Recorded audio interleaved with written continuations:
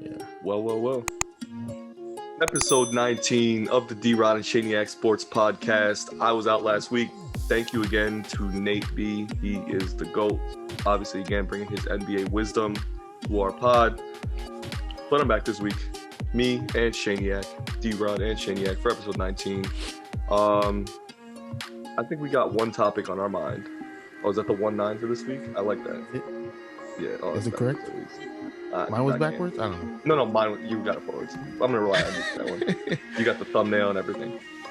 We got one topic on our mind for this week.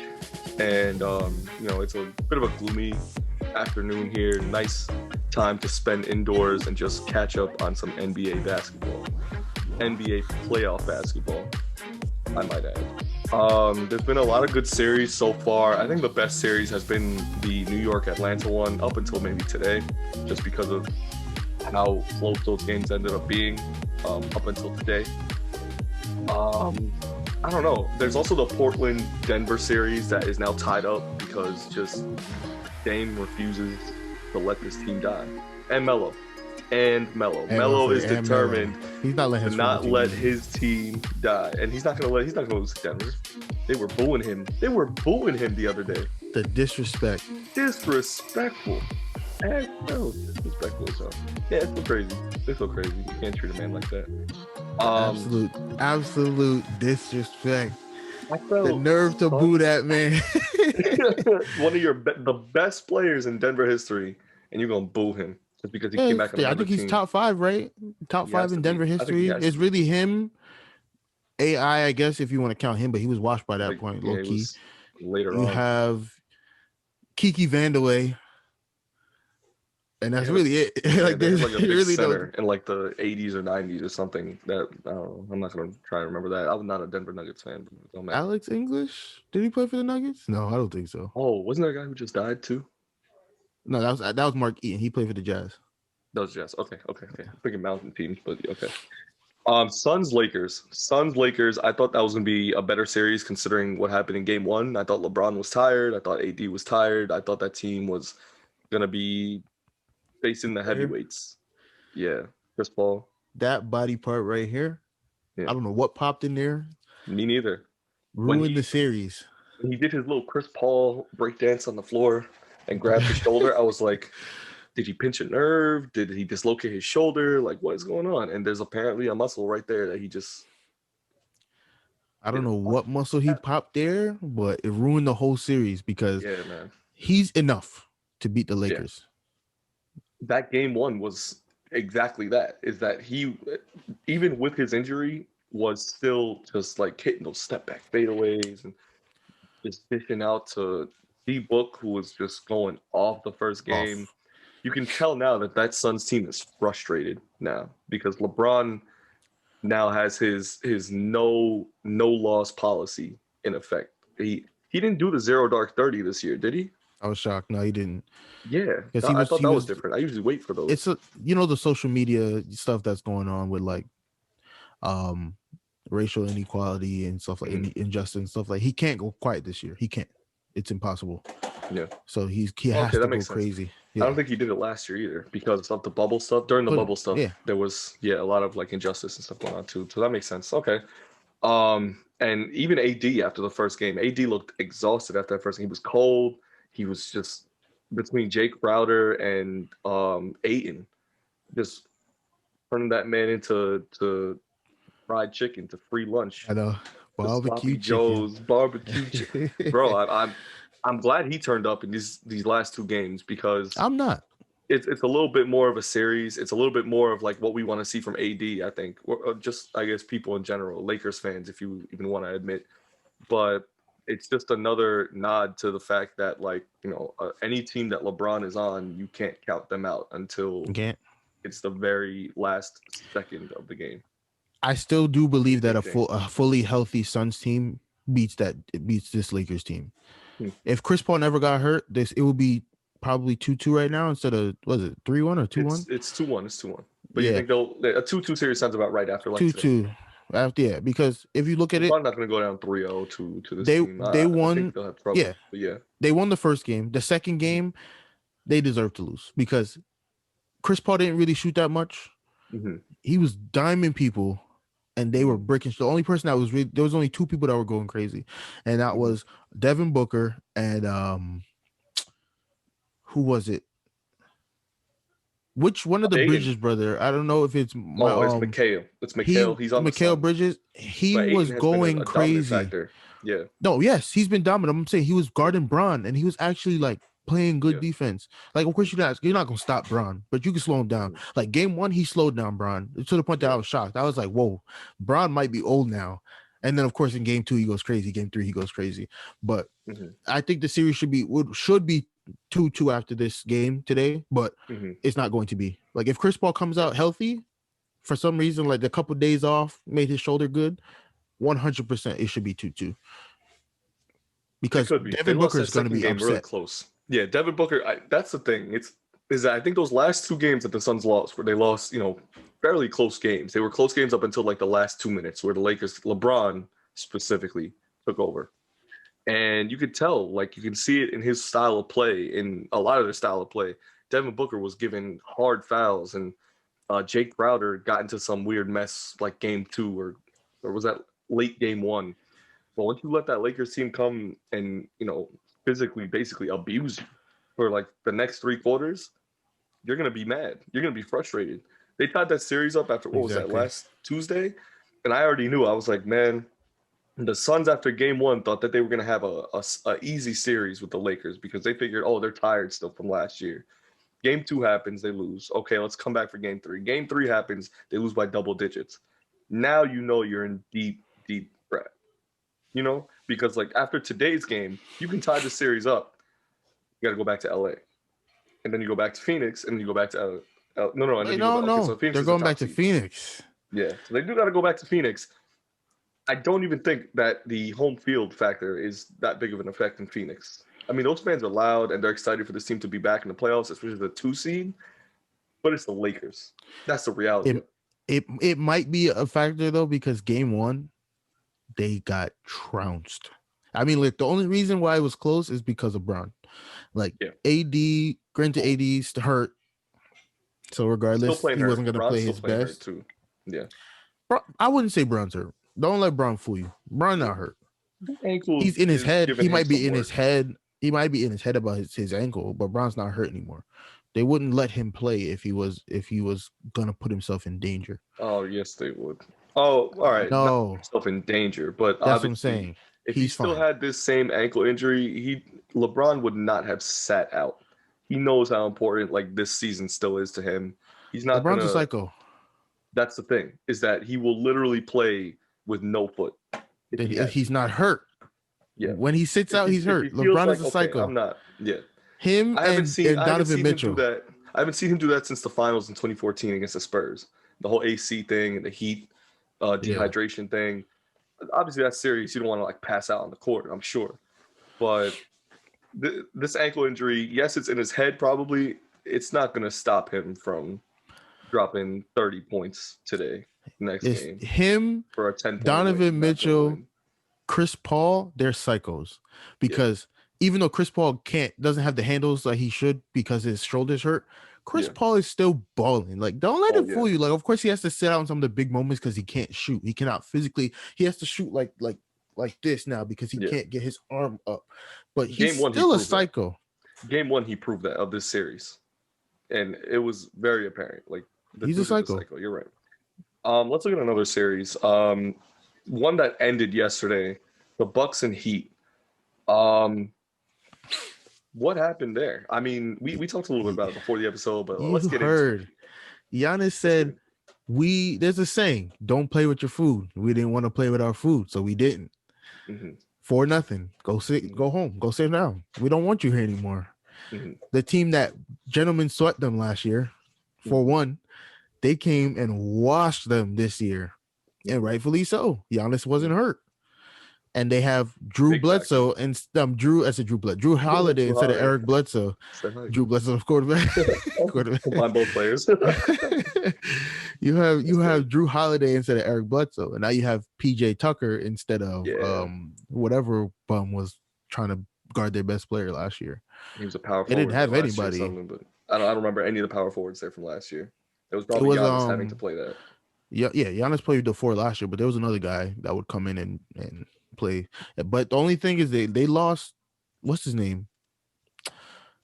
DiVincenzo, and he's arguably the best defender. Like Drew Holiday is the most notable, but DiVincenzo is out here playing defense, and they lost him. So the Nets, if we can somehow figure out a way to guard Jason Tatum, we might have a little trouble next series because you have Drew Holiday and Dante DiVincenzo guarding Kyrie and James Harden.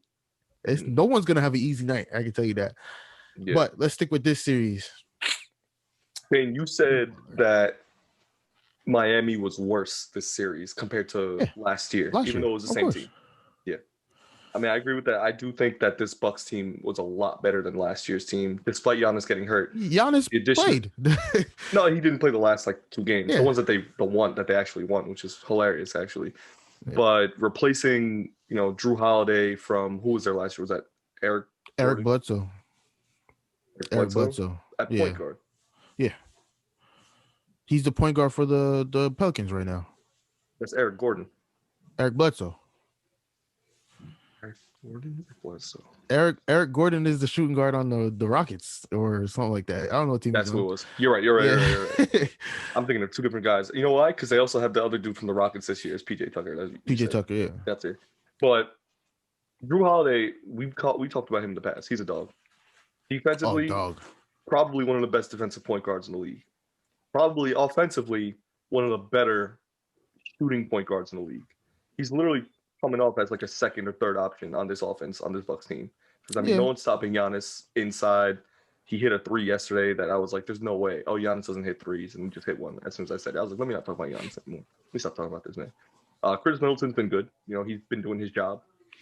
He's their go-to scorer, though. Yeah. I learned that watching that game. Giannis is going to get the ball every time down the court. But Chris Middleton is their bailout. He doesn't need space. But dude, every time he's running around the court because they're all going to Giannis dimes him a little pass underneath. He's mid-range, 8, 9, 10 feet from anywhere, bro. It's it doesn't matter. I think that this Bucks team is just overwhelming this year. Comparatively, I think to last year's series, though, the Heat were definitely a lot colder.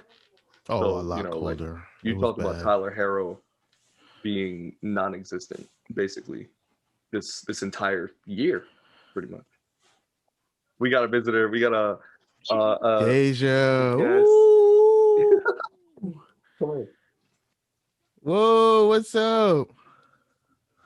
Oh wait. All right, where were we? No clue. The Bucks. No clue. I think we're just finishing talking about the Bucks. So, all right, Mike, comes back.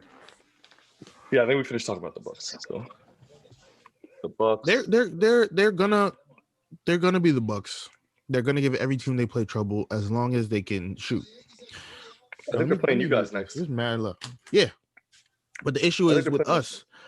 The issue with us is that we play good perimeter defense.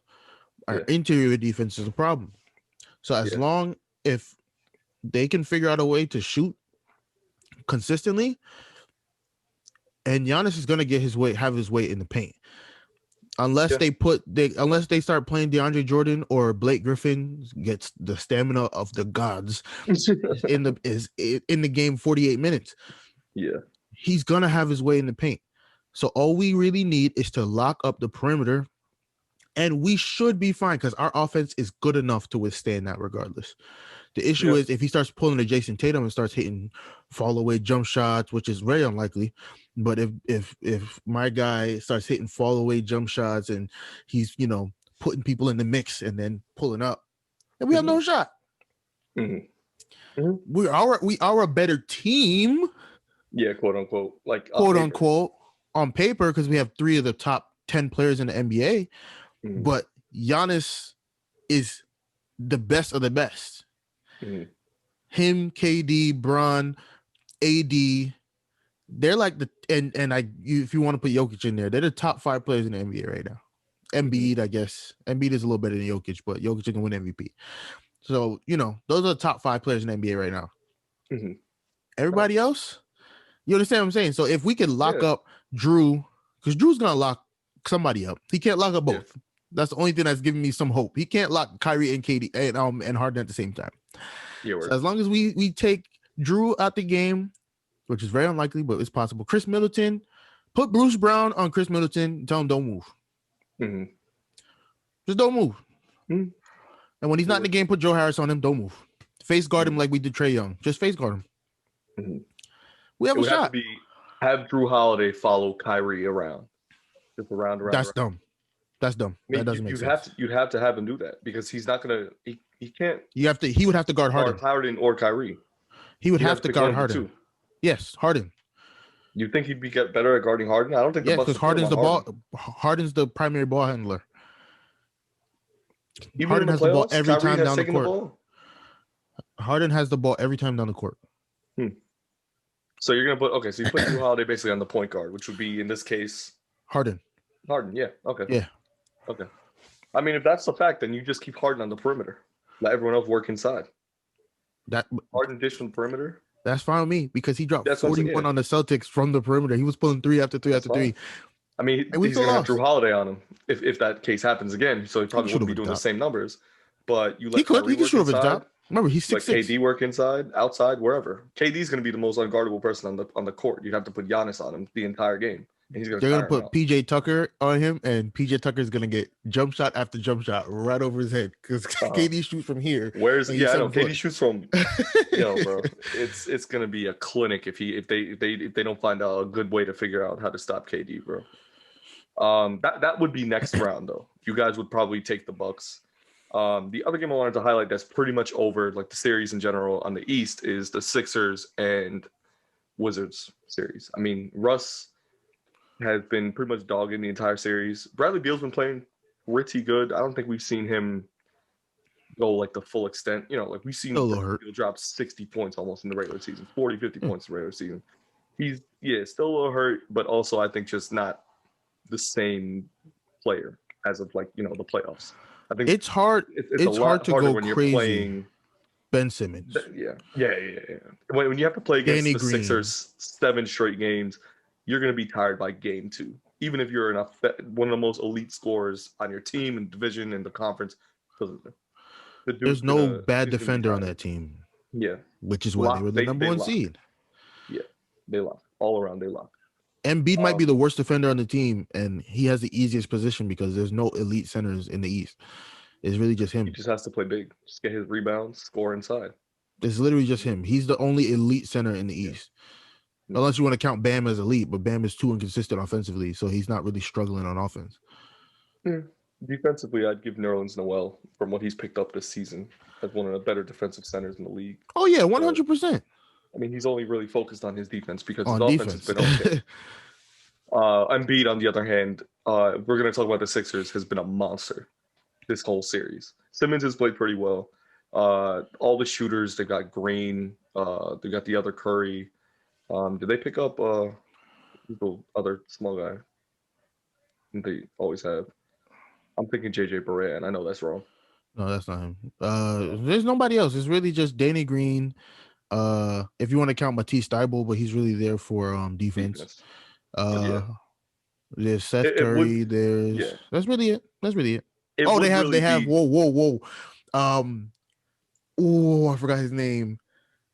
Oh man, I'm looking at the depth right now. No. He's a guard. He's a shooting guard. Yeah, he's a guard, black guy. He's Shake Milton. Shake Milton. He's nice. That's the guy. He's nice. George Hill's nice too, of course, but that's George Hill. But he's like a third stringer in that guard lineup. He's not. He's there to get Shake garbage minutes, if anything. Milton can run it up if you're not careful. Man. Did he drop 40 in one of the last couple games of the season? I don't remember, but all I know is he can shoot the ball. Yeah, no, he's a shooter. But again, the Wizards look to be taking the series. They're up 3-0, I think, on Washington. They play that Monday, Memorial Day, as the 4 game. And again, we expect Embiid to be dogging, Simmons to just be good all around. I think they're still going to handle that team regardless. Pretty much make the same work of the Wizards that the Bucks did to the Heat. Yeah. And then the last series in the East is the Knicks-Hawks series. That's been my favorite series to watch, at least out of everything that I've seen so far, mostly because of how close everything is, how like microscopic the game kind of became on the offensive end, I'd say. A lot of just, Atlanta had to revert to basically the same play for 3 quarters straight. If you count the second game. In the first game, they did it in the last couple of minutes, but it was something that was continually working on the Knicks. High ball screen with Trae Young is absolutely tearing this Knicks defense apart, just based off Trae Young's skill, because he knows he can score off a off-balance fadeaway or an easy scoop and layup, or he knows he can just find one of his shooters, 3 shooters, with Gallo, Bogey, Collins, Hunter, who had been cold. Most of them have been cold in the first game, but have just been on the exact opposite, like turned on every burner they got on the stove and just let it heat up. They're throwing fire literally from every angle behind the three-point line, and the Knicks look lost on defense. I think it's been their one challenge. I think when they're not matching up offensively even, their defense takes a huge, huge toll.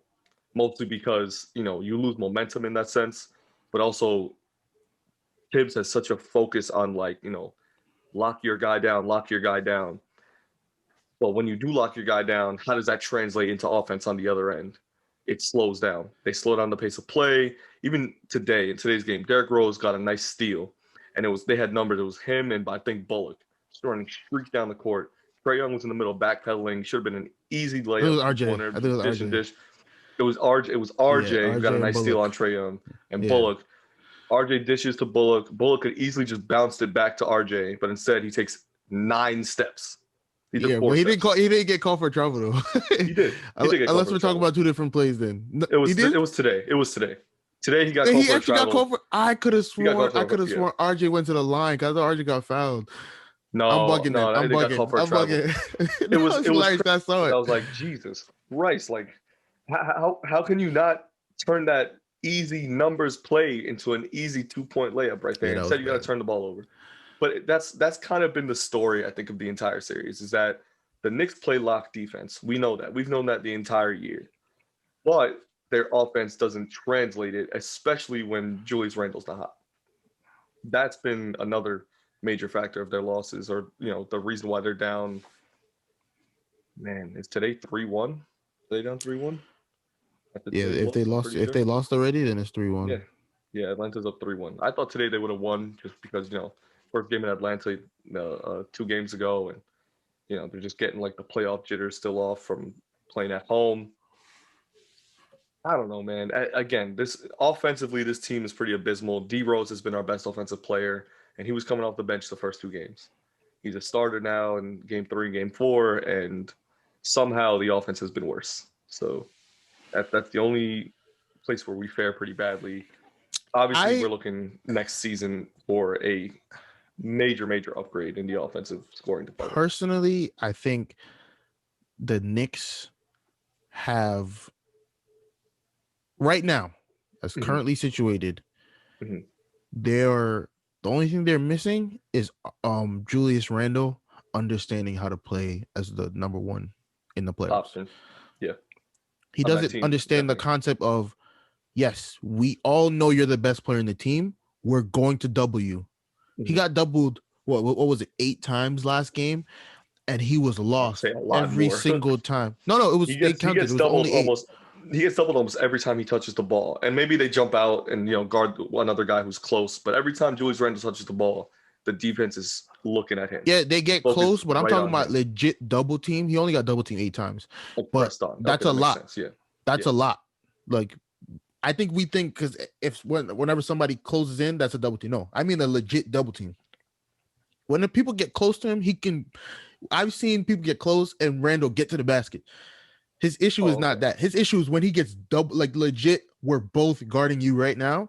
He and starts to try to force up a layup, or all he has to do is kick out. And at the end of this game, when they were down 25, when it's too late, it clicked for him. He was like, okay, let me start diming Reggie Bullock. Let me start diming RJ Barrett. The issue is they were breaking. I even tweeted. I was like, I was like, either Julius Randle doesn't have Dimer or Reggie Bullock or the entire team just does not hold the catch and shoot badge. I don't get how you could legit be wide open and hit you in the chest and you just, side rim, not back rim, front, no, side rim. That means you're way off. So it's like, bro, how does that even happen? That's you make a good point because that's actually another major difference between these two teams. And in the regular season, it wasn't as apparent just because it was less pressure. This Atlanta team, can shoot under pressure. Even when they go cold, they know we're going to keep shooting until we are hitting all our shots. Shoot or shoot, bro. Shoot or shoot. Collins, Hunter, and Young, obviously, are all natural shooters. They all know how to hit threes from any angle of the three-point line. Having Gallo there is a huge factor because every time Randall gets sucked into the paint on defense, and he's guarding Gallo because Capella's there, or Trae Young got in there, or Bogey just sprinted in there for some reason, Gallo's always open on a three. Wide, and ever since he got that mohawk, it's like he's back on the Knicks again, bro. He's hitting every shot. I don't get it, bro. It's like, yo, we've been calling him every shot. Oh man, that's what I used to do with like my pencil erasers. Sometimes I used to break off the sides, just like you had like a little streak of eraser left. Man, I don't get it. I mean, this team compared to the Knicks, and you talk about Bullock being open, RJ being open, Alec Burks, who game one was the best offensive player on the team, single-handedly made us closer in the game, tied the game for us. Yep. They've gone cold the last 3 games. RJ's been cold the entire series, I'd say. Bullock has been pretty cold the entire series. Burks, after the first game, pretty cold. IQ hasn't seen the ball in the last couple games. He gets on the court for maybe 10 minutes. For like 2 minutes. Is he a liability defensively? A little bit, but also because he's a rookie, and he was on that game in the first game where Trae Young in the last 2 minutes was taking over. He was guarding Trae Young, and so he was walking right past him. Yeah. Okay, that's what I'm like. They pulled him out. They got D-Rose back in. And it's hard because he's supposed to be the life off the bench. He's supposed to be the life off the bench. D-Rose is there now playing point guard, and Thibs is like, all right, D-Rose want to play? Fine. We're going to play him, but you're going to play all 48 minutes, D-Rose. Not realistically, obviously. Yeah. But every time they pull him out, they bring in another guard that's not quick. They bring in maybe Ntilikina at the end of the game. But they bring in Alec Burks to play the backup point guard. I've been realizing that because I've been seeing a lot of lineups of Alec Burks, RJ Barrett, Reggie Bullock, Julius Randle, and Taj Gibson. And I'm like, that's a weird lineup, bro. I think all season Tibbs has had some really questionable lineups, like series to throw out people in there. I mean, I feel like he's you used to say that all the time. He's getting a bit of a feel of who can play what. No, it's too late to be getting a feel. It's the playoffs. It's too late for getting a feel. It's also year one. It's year one, and because it's year one of the playoffs on a team that was not expected to be in the playoffs, he's literally, I think, just like, all right, man, let's get just something going. Let's pull out Obi. I don't like that. Randall. Obi needs to play more. He should, but defensively he played pretty well. He's not big enough to do that.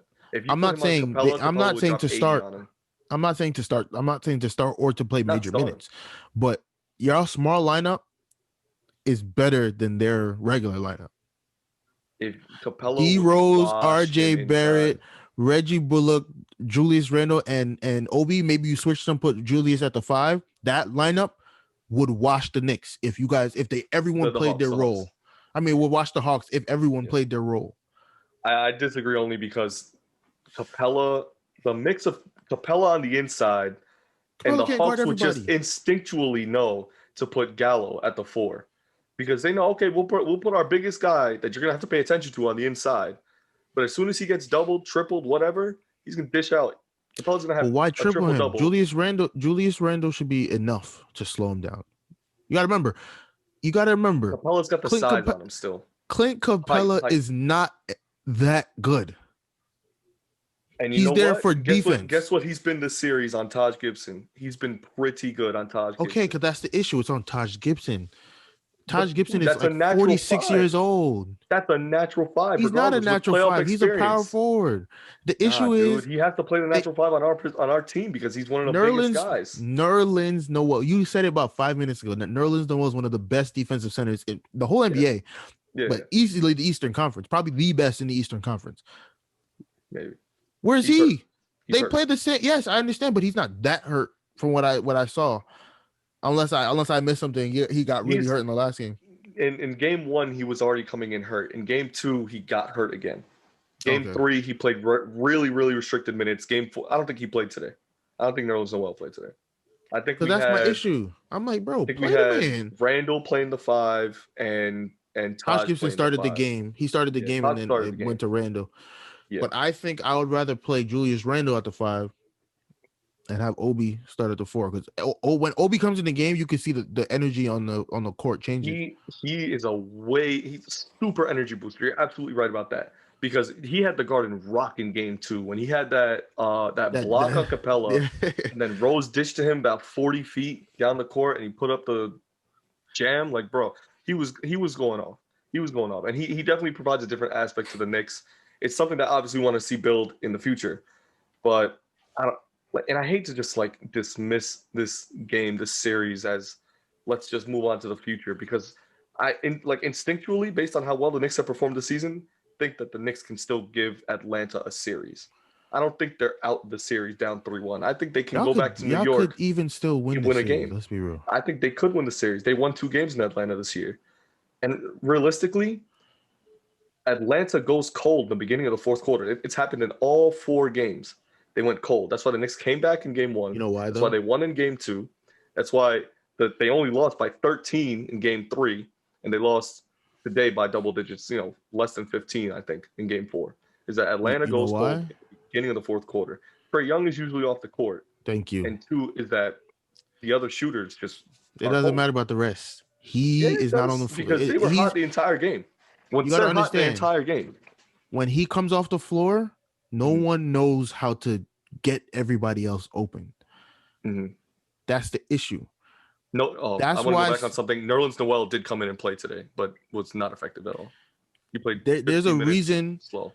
Yeah. There's a reason why the Suns fell off once Chris Paul got hurt, because Chris Paul gets everybody else open. When Devin Booker is the primary ball handler, what happens? They triple team him. Mm-hmm. And he still gets the shot off. He's not thinking, let me dime. He's got that skill, though, that he can literally I'm saying, in your face. But the issue is, you cannot do this by yourself. He's always had to do it by himself. That's why he scored 70 points against the Celtics a couple years back. So he doesn't understand the concept of, oh my God, let me get double teamed and kick it to Campaign. No. Campaign, it has been balling out. That's the only reason why they haven't gotten blown out. Yeah. That's the biggest difference. So with Trae Young, it's like with Trae Young's off the floor, who's their primary ball handler? Kevin Huerter? Have to be Bogey or Hunter. Huerter is usually a shooter, like a wing guy. You understand my point? They don't have another ball handler. It's Bogdanovich, and Bogdanovich's he's not worried about that.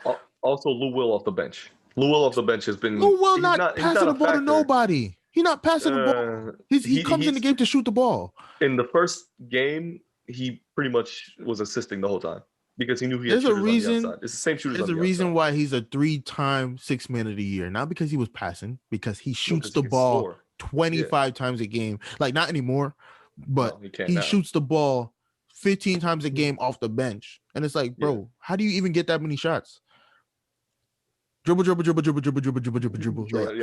Inside. Oh, you understand? Yeah. They have one facilitator. Their second best facilitator is Clint Capella on the blocks, kick it out. That's all. So when people keep saying, oh, blah, blah, blah, no. It's 100% Trae Young. And that's the reason why at the beginning of the 4th quarter, they're always cold, because he's not in the game. Same thing happened with, what team was it? I think it was Mavs, Clippers. Everyone's like, oh, they were up like 20 to 3 on the Clips. The Mavs were up 23 on the Clips in the 1st quarter. Mm-hmm. Luka sits down for 4 minutes. Mm-hmm. And the Clips coming tied up. In 4 minutes. Game 2. I remember that was game 2. The 1st quarter of game 2. They were already talking about it was game 3. The last game? Yeah. I remember the first game and the second game. Yeah. Mavs were up 2-0 in the last game.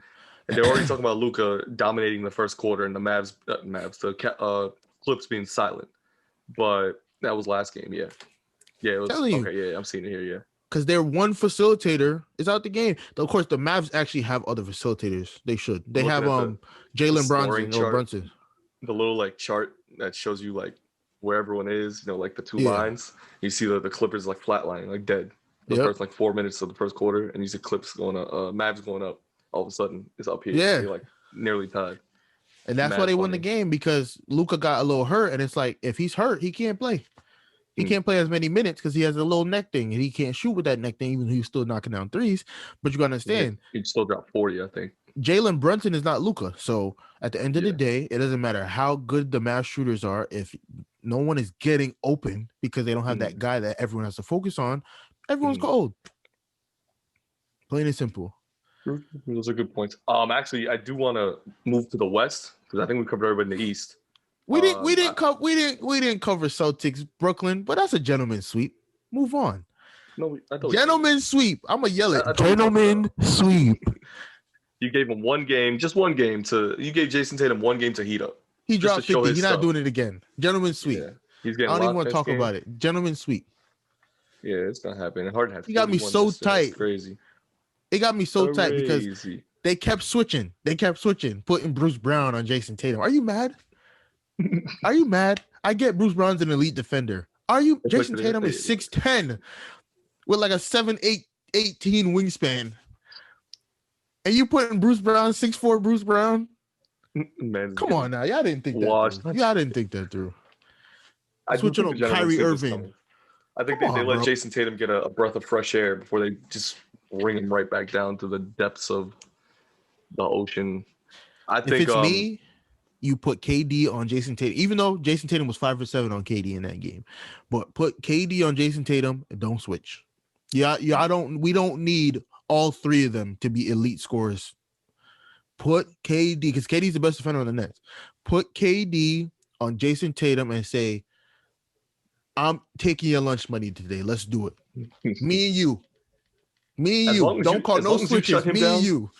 As long as you shut him down, that team is nowhere to be found. Useless. Nowhere to be found. Yeah. I don't know how they made the playoffs, to be honest. It was literally just Tatum. Because Jalen Brown. Jalen Brown. Remember, Jalen Brown before he got hurt. Yeah, he got hurt. Him getting hurt was probably the only reason why this series isn't a little bit closer. A little bit. Not game-wise, score-wise. Not game-wise, but score-wise, yeah. But yes, so we've covered every team in the East. I do think the gentleman's sweep is in effect probably the next 2 days. They play today, that'll be 3-1, and then they play 2 days. Either Tuesday or Wednesday or something like that. Yeah. Either way, I think still the Nets are going to handle them. But I do want to move to the West. I do want to highlight that Clippers-Mavs series first in the West, because it was a series that about a week ago I felt that the Mavs were going to give the Clippers trouble. And I know we talked about how different this Clippers team was, new coach, new offensive style, new way of play, right? Like everything's supposed to mix and match perfectly, in essence, on paper. But Luka Doncic has looked unstoppable against this team. Man on a mission. He's going to win MVP next year. Yeah, he could have won it this year. He could have. I don't know, man. I think Jokic just had two OD of a season. Like he lost Jamal Murray and didn't lose a step. Yeah. But Luka is literally the value on the Mavs. Porzingis is gone. He's there, but he has no use. Gone. The funniest thing I've seen, it was a tweet I sent you the other day with Alfred Payton with the Shaq clip where he says he's guessing the team that he's on. He says, Wandong Tigers. Ni hao, ni hao. That's literally Kristaps Porzingis this year. This whole year. Wandong Tigers. I don't know why that was so funny. Yo, it's so funny. Because Shaq knows all the players, like, and who they play for and where they played before.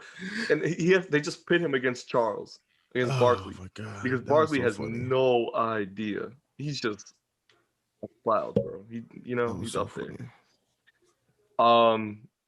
It's been all Luka Doncic, that whole series, that Clippers-Mavs series. And I still think, despite Kawhi and PG showing up the last game, Luka stays healthy, I still think the Mavs take that series. Maybe 6 games. It could go 7. I say maybe 6 games, though. I can't go that far. You know why? And it's one reason and one reason only. The reason why I thought the reason why the series was this bad was because Pandemic P. Yes. Pandemic P was Pandemic P for a couple years straight. I don't think he had a good game at all last year. He was this Pandemic year, P before the pandemic. Yes. In OKC, and during the pandemic. Yeah. And then so that's what I'm saying. He had a good game now. Yeah. And he played the end of game 2, he was balling out. So that's about 6 straight quarters of him going crazy. Mm-hmm. So he only dropped 27 or whatever it was, but it was a efficient 27 or 29, and he was diming people. Mm-hmm. So if you think about it, that's the only reason why they got knocked out last year. Because he was cold.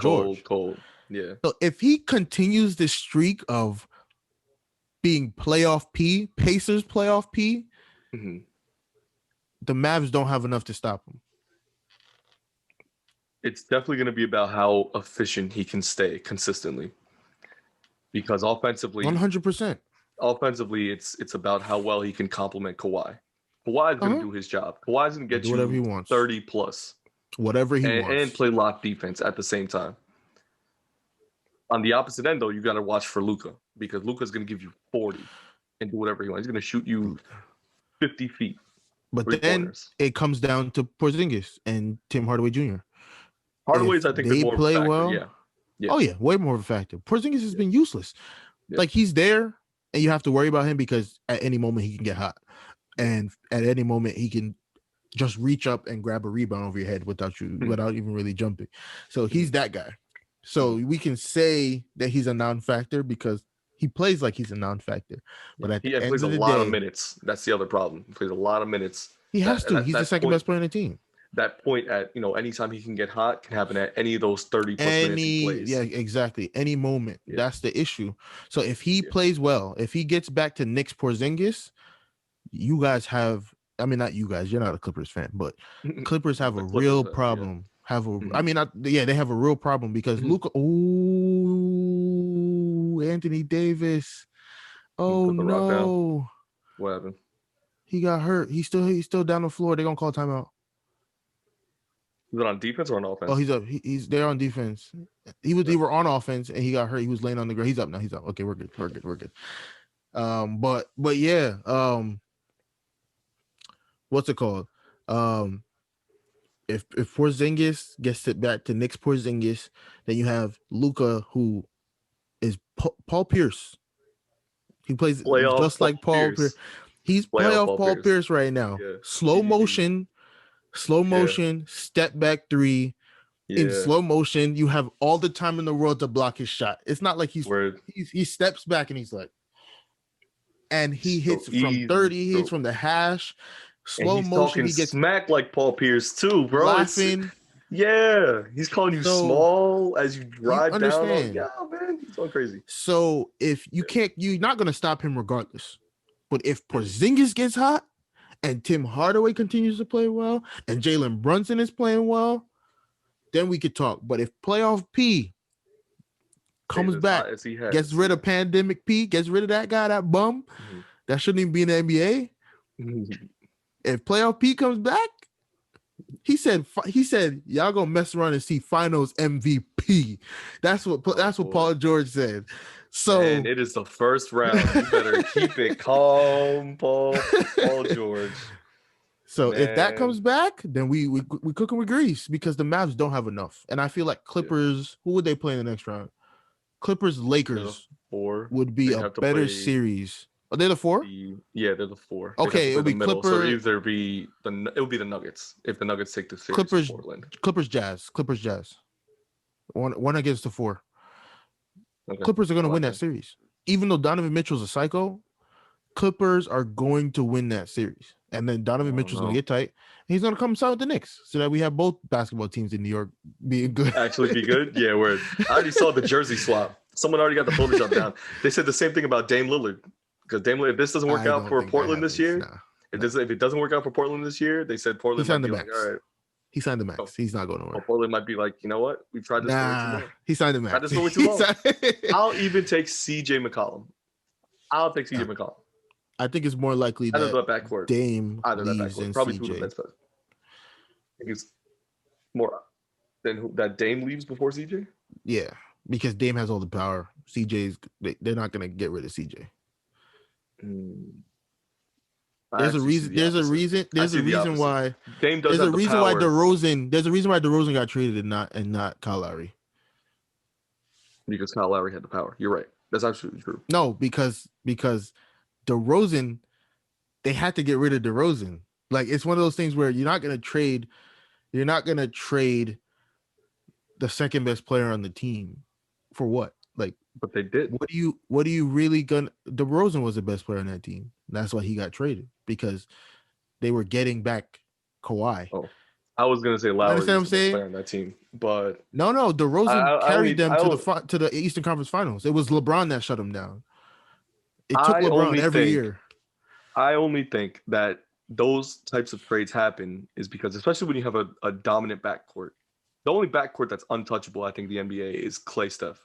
You can't even talk about them being traded. That's not a conversation. And Kyrie Harden, they're not trading them. Oh, now Kyrie Harden. Well, it's a point if Harden signs and stays. Because, I think he has 2 years left, so he's stuck.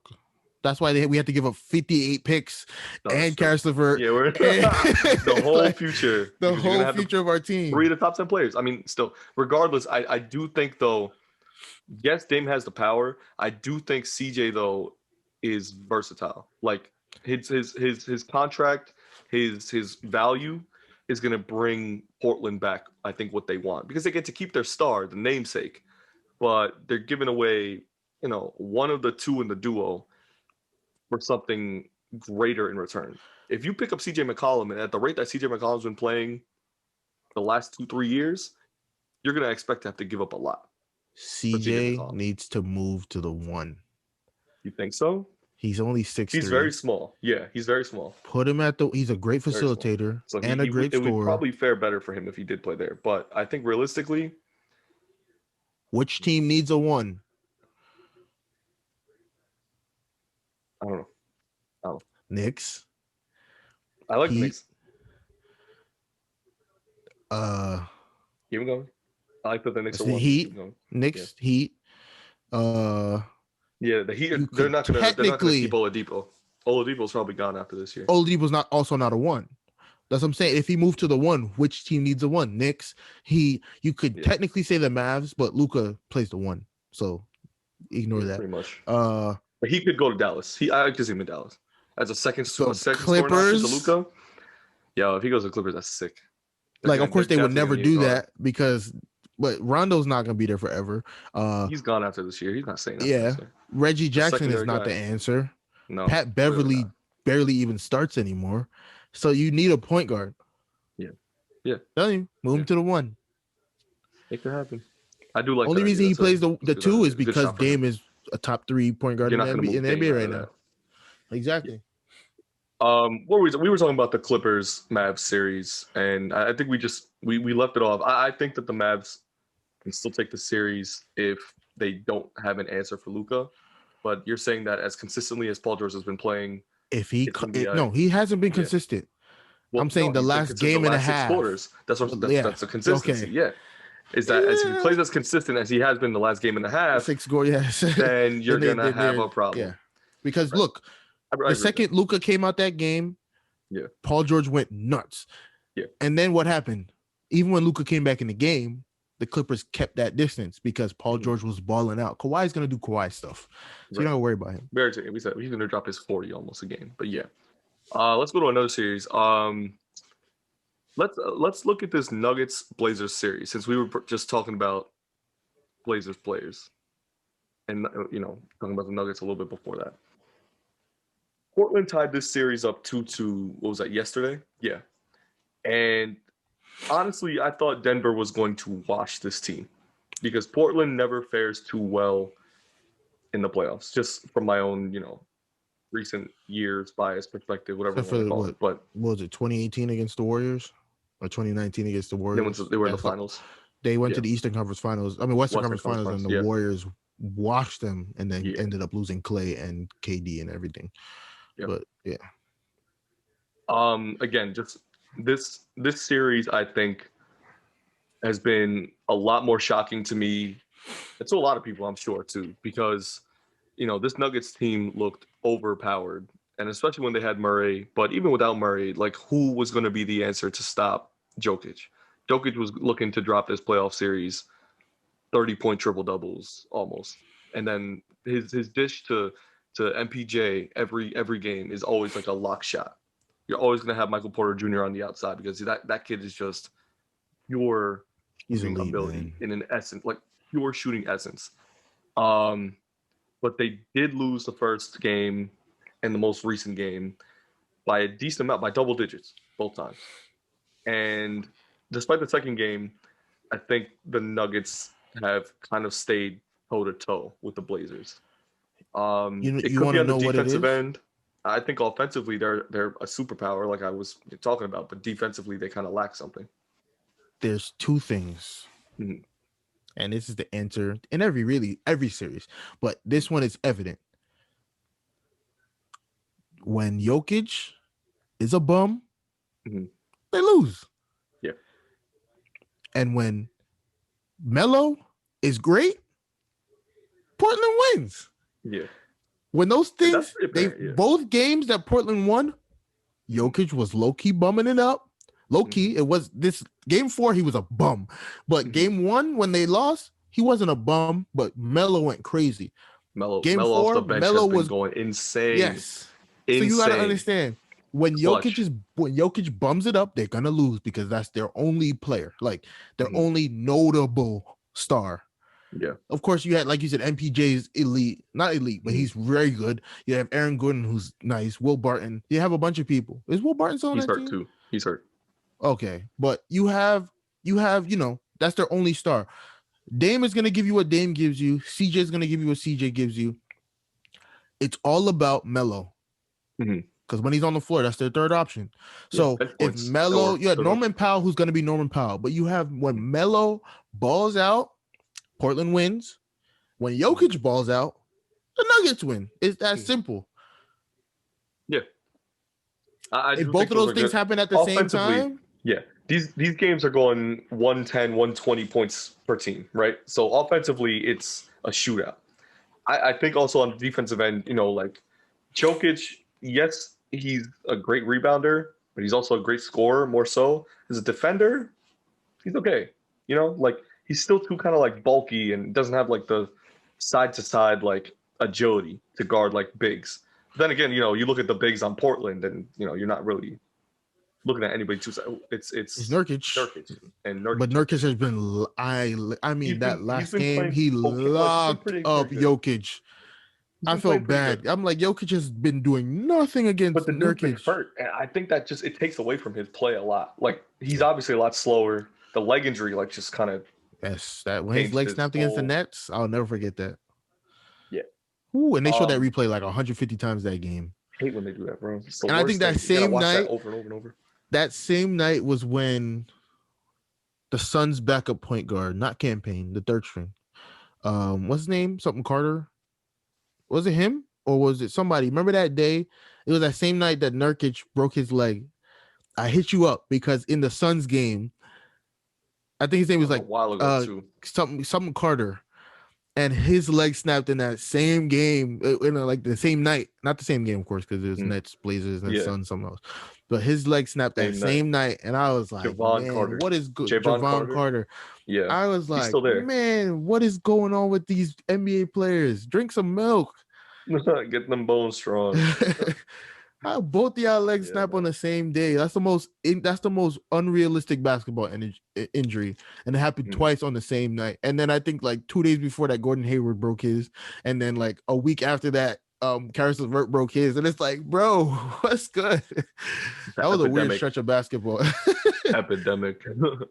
I think from this series though, the Nuggets will find a way. They'll pull it out, but Portland looks like they're going to push them to 6 and 7 games. I think Portland might win the series, bro. I think they'll push them to a full 7. Portland can definitely win the series. I only see it as though, Dame has to literally carry this team as he always has in every playoff series he's ever played in. But again, Jokic on the offensive end, MPJ on the offensive end, are those guys going to slow down? Because I think after game 2, game 3, it was apparent, okay, maybe they do go cold, and, Portland has enough offense to keep up with them. But these last couple stretches of games, I think, Denver's going to have their way. I just feel offensively they're a stronger team. And that's, no shade or anything to obviously like Dame and CJ and Melo. They've been putting on a clinic. On these teams. Who do you think has a better shot against the Lakers? That's the question to ask. In the next round? Yes. It would have to be Denver because I think Portland would have to be. Yeah. Well, I wouldn't say overwhelmed because Portland can score with anybody. The issue is who's they can score, but they're not going to stop anybody on defense. They can stop. Nurkic is nice defensively. The issue is he's not going to stop AD. No one can stop AD. You can just slow him down. Yeah. The only reason why Ayton stopped AD is because AD was bricking wide open shots. So he didn't stop him. He just so happened to be guarding him when he was missing his shots. That's a big difference. Like Julius Randle, they're not stopping Julius Randle. Julius Randle has been bricking layups, wide open layups. So it's like, bro,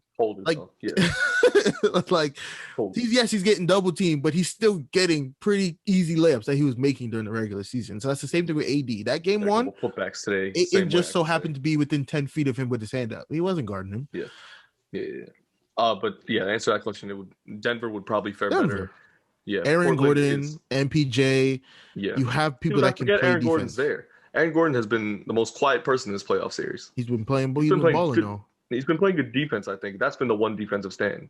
Is that on the big side? Yeah, he's gonna have to help kind of pick up Nurkic's slow pace on defense. Offensively, I thought he'd be a provider more, but I think ever since they traded for him, he hasn't been too much of an offensive stud.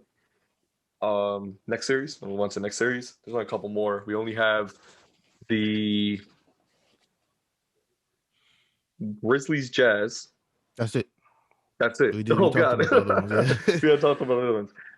The Grizzlies Jazz series is actually another one that I kind of can't just nod my head to because it's literally like a nip into like tooth and nail series. Like everybody's throwing everything on the court there, and it's mostly just Ja Morant. I'll give him that, but Ja Morant alone is the only reason why this series is still awake and happening. Utah's up 2-1. D. Mitchell came back, and obviously starting to handle this team. Memphis is not as good a team like at all overall. I think D. Mitchell has single-handedly brought this team. He's a psycho to those two. I thought it was double-digit wins. That's like you're right. He's nuts. But Ja Morant is keeping this team in every single game. Yeah. And every single game. And Dylan Brooks. You're right. Because if Dylan Brooks wasn't guarding Donovan Mitchell would score 50. Yeah. He even said it. He's like, man, he's giving me trouble, but I'm still doing my thing, but he's giving me trouble, man. He's one of the best defenders in the NBA. Dropped 20. Dylan Brooks is nice, bro. The other aspect, I think, of Utah that just is going to overpower this team. They'll win the series. I think the gentleman's sweep is probably in order here. Like they're up to 1. These first 3 games have been really, really close. Like tooth and nail. I was saying that before.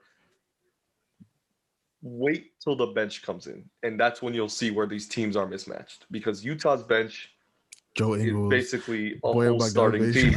They're basically a whole starting team. On the East, they would be like a 7 or 8 seed. That bench. They might even be a little higher. You got Jordan Clarkson, Bojan Bogdanovic, Joe Ingles. You think they're not better than the Hornets? No, they're definitely dropping a lot more points than any of those bottom 3 teams. They'd probably give Miami the best series out of all those East teams. Yeah. Anybody above that, it'll be a tough shot. But listen, that's where this series is pretty much the scale tips a lot because Memphis's bench is. I'm not gonna make an attempt. I'm not gonna make an attempt to name somebody on Memphis's bench. I know maybe one if I look up a name. Ooh, that's actually a good question. Ooh, you have a good point there. You have a really good point. I'm trying to think. I can't think of one person coming off the bench. I'm gonna look up the names now because there's got to be somebody that I know. There has to be somebody that we can name. Grayson Allen. Grayson Allen's been carrying them though. Like in the fourth quarters, he's been of course just job, but Grayson Allen has been hitting threes, keeping them in the game. If that's what you got to rely on, then hey, so be it. But that's the first Duke player That's the first Duke player other than Jason Tatum to come in the league and actually do something. Like in a while. Zion. No, but like I'm talking about like meaningful minutes. Like Zion was putting in work over there, but like you mean like what do you mean? Like he played more? I'm talking about season? like I'm talking Jason about Tatum didn't even playoffs. play one season. I'm talking about playoffs. Playoff work. Oh, okay. I'm like Zion's like what is Zion doing right now? He's sitting on his couch. there's some other guy like Kyrie Irving or something. His name might be that could also be meaningful. Okay. Kyrie's one of the greatest players of all time. We're not talking I know. And Kyrie also played 32 minutes at Duke. Kyrie didn't go to Duke. Kyrie needed a college just to get into the draft. Kyrie went there and I'm hurt. Kyrie didn't play. Let's not forget. Kyrie did not play basketball at Duke. It's really Jason Tatum and Grayson Allen and everybody else. RJ Barrett has been trying. I'll give him credit. He's actually doing a little something, but maybe if he gets hot, I guess if you say Seth Curry. Okay. I've been debunked. Debunked. Seth Curry. You debunked yourself. Nice. Seth Curry. Seth Curry who got washed by the Lehigh Mountain Hawks in 2012 by none other than CJ McCollum. That was Seth Curry. Answer this question then. Yeah, what's up? What school is it? Is it Kentucky? Might be. What? I think. What are you thinking of? It's either Kentucky or Duke. No, it's Kentucky because once again we talk about Kyrie.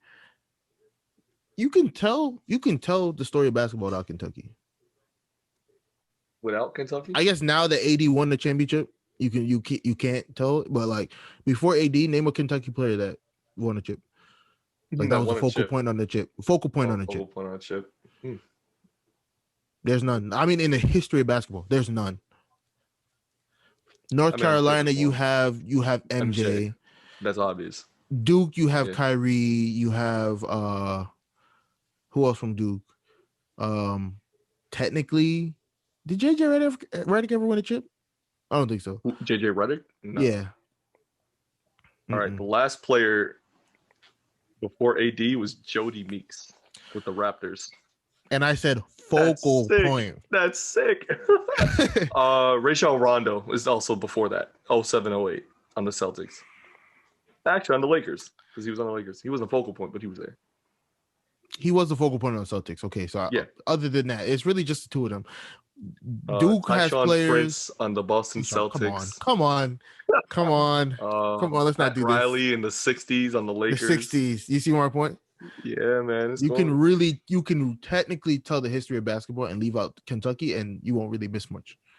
I'm telling you right now. I looked up this list. I'll send you the link. It's a short list. A short list. I'm trying to think because Kentucky, you hear Kentucky, you're like, all these guys are studs, and it's like none of them win. It's a blue chip school for basketball. Everyone who goes to Kentucky because of Coach Calipari and all the basketball swag, and they go to the tournament every year. They haven't won a chip, I don't think, actually in the last decade, have they? Kentucky? I don't know. No, they won with 80. They won. Oh, that was 20. That was last decade. I think that was 2009 or 2010. Yeah, 20. Yeah.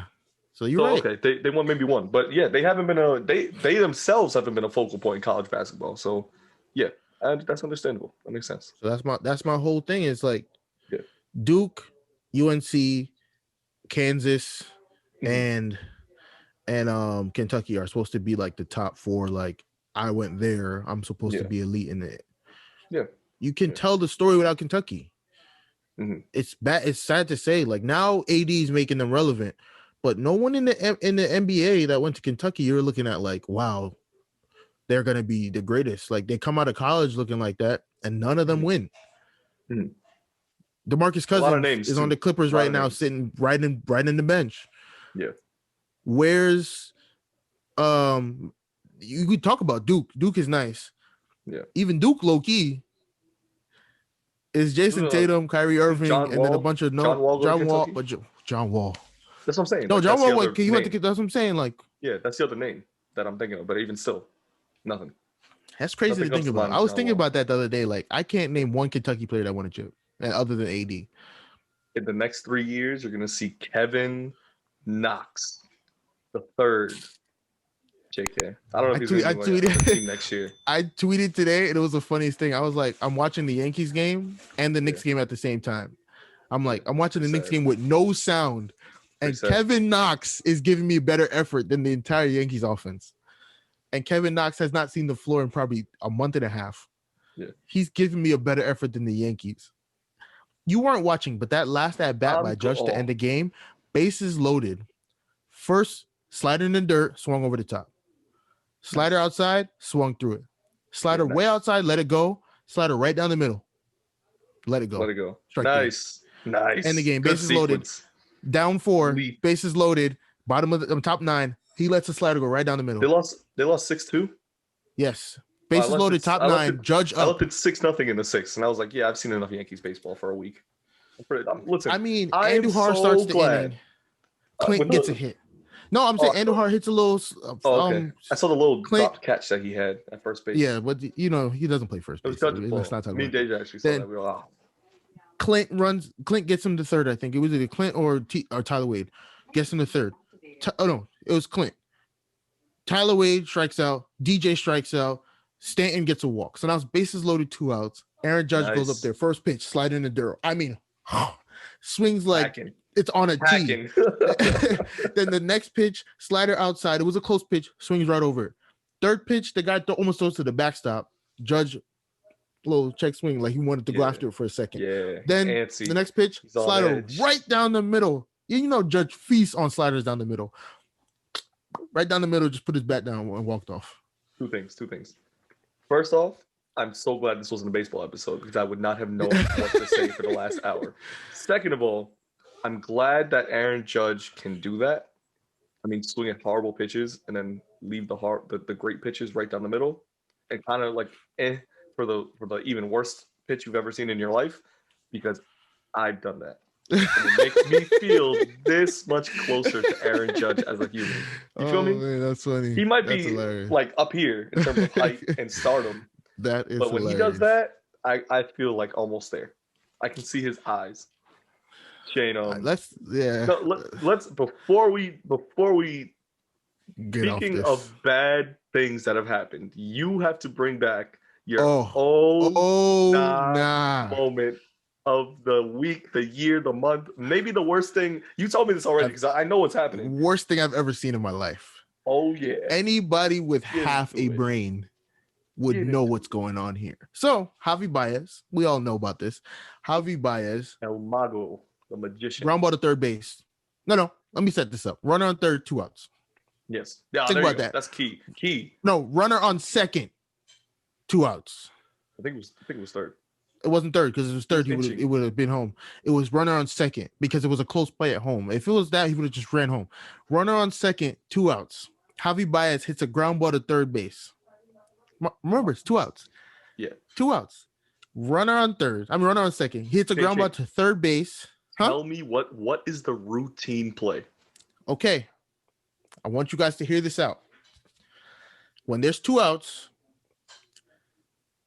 all you have to do is touch first base and the guy's out. Ground ball to third base. Javi Baez stops before he gets to third base. It was a wide throw. I understand. First base, yeah. Stops before he gets to first base and says, I'm going to get in a rundown between home plate and first base. Now, once again, 2 outs. 2 outs. Obscene. I understand if it was 1 out. Yeah. 2 outs. As a defender, you see Javi Baez run back to home plate, and you have to initially think, this is going to be cake. Turn around, on a platter. Step on first base, and go sit down in the dugout. You chase him back to home plate. Can he touch home plate and be safe?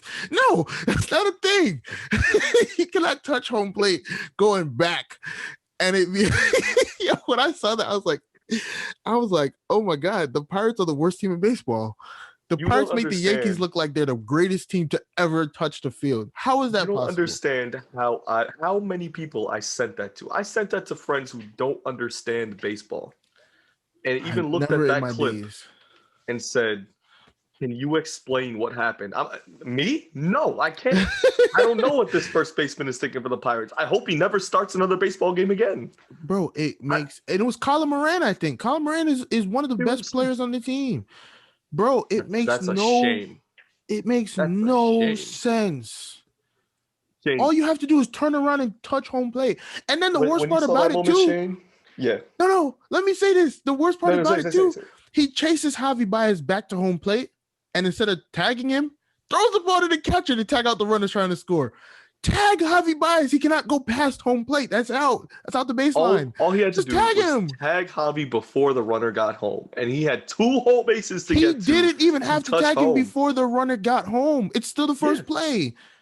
Just tag him. It's the first commit on the ball. So even if he steps on first, if he tags Javi, if he didn't have to move the ball from his hand, didn't have to move the ball. Tag him or step on first base. Get the routine play going. Javi Baez is practically out of the baseline by the time he's jumping. I think the worst part was that not only does he throw the ball to the catcher, it gets past the catcher. No, the catcher caught the. Yes, single. He did. Javi Baez gets a single. And then on the throw to the second baseman covering first, it gets past him. So he ends up on second.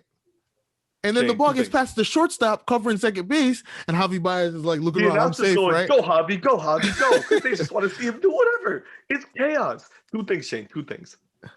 Back in high school, we used to call these specific types of plays T-neck innings. Yeah. Because only T-neck could be able to pull off something like that. This was worse than a T-neck inning. If we ever did that, they would have defunded took us off the field. He would have took us off the field. The AD would have been at the game the next day and said, "You guys are defunded. We are not playing baseball in this school ever again."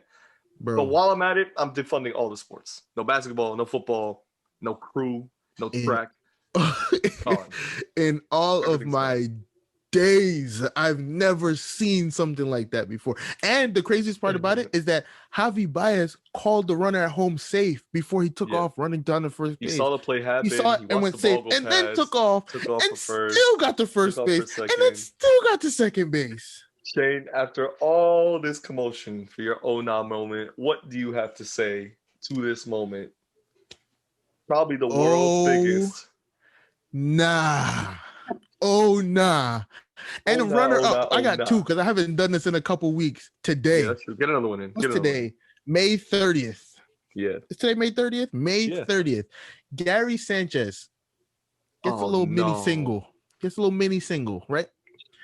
The ball gets past Miguel Cabrera, right? I think it's Miguel Cabrera playing first base. At first, yeah, he's past him. Today. And Gary, was running down the first base, so I give him credit. He was, running pretty hard. The ball gets past Miguel Cabrera. Gary Sanchez can't change directions. So he basically runs into right field trying to get to second base and then realizes, oh my God, the ball bounced back to Miguel Cabrera. I have no shot of making it to second base. So he stops in the middle of first and second base and then tries to get in a rundown and gets tagged out. And it's like, Gary, you're not Tyler Wade. You're not Brett Gardner. You're not Billy Hamilton. You're not one of those guys that actually have speed. You run at like 30 miles below the speed limit, like on your best day. And you thought that you could get to second on a ball that granted, it got all the way to the dugout, but it was a hard throw and it bounced right back to him. He ran into right field. You got to watch the replay. The dude was like, he can't change direction. So he did one of those. Yeah. To come back into the baseline. It's like, bro, back into, what are you doing? And we had an inning going. And I ended the inning. I was like, look at that. Poor guy. He had to start a catcher today, and then he just does that. Nice job. I was like, oh my God. When I saw it, I was like, oh my God, here we go. Shane, we're not gonna make this a baseball episode. Oh no, I'm done. The right thing, the honest thing to do for the sake of baseball is to end our episode right here. Right here. Episode 19 of the DROD Sports Podcast. Thank you for tuning in. Obviously, we are still on all streaming sites. That's Podbean, Spotify, Apple Podcasts, Pandora Podcasts, iHeartRadio, and we're always streaming on YouTube. We got the videos up. They're a long listen, but they're a good listen. You gotta go check those out. I swear to you, it's worth every single second. I've been slacking off with the snippets, but I'm gonna get back on that. I'm gonna try. We got them. Sorry. If you want to see the snippets, watch the episode. Go on YouTube. Oh, that's true. Watch the whole thing. If you get the snippets are in there, they're from the episode. If you want the context, watch the episode. And of course, follow us on Twitter. The tweet is down here, somewhere in the middle, at DROD and Shaniac Sports Pod. DROD and Shaniac Pod, no Sports Pod, Sports Pod. And then follow us on our personal Twitters. I'm at DannyRod75. He's at _Shane. Get it? That's a Shane, but that's you gotta go.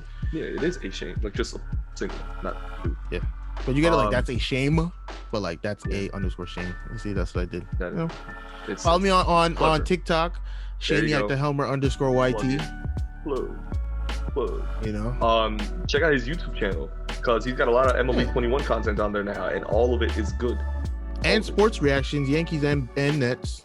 I've been slacking up with the Yankees because I can't even talk Yankees. The Yankees are ruining my life. We'll do series updates I think from here on out because realistically, like, they are you can't ruining sum up the me, games. bro. If you sum up the games, you're gonna get like drained. You're gonna lose yes, brain it's cells. not even fun. But yeah, we'll get back onto that. And obviously, we're still providing content throughout the week, videos, Twitter. Follow us on all of it. Keep engaging with us. Start engaging with us. We've got a lot of new listeners actually. If you checked our stats, all over the country. Actually, there's like 3-4 new states that I've seen. Shane, I'll send you a picture where it's like it's crazy on Podbean. But we're really excited for this, and obviously, looking forward to more content in the coming weeks.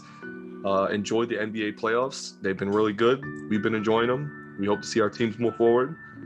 Enjoy Yankees baseball because it's only up from here because we're back down. It could get worse, trust me. We're facing it. Don't talk about worse. This week. It could get worse, trust me. We just got swept by the Tigers. Oh my god! But again, yeah, keep tuning into baseball, basketball, football will get there soon enough.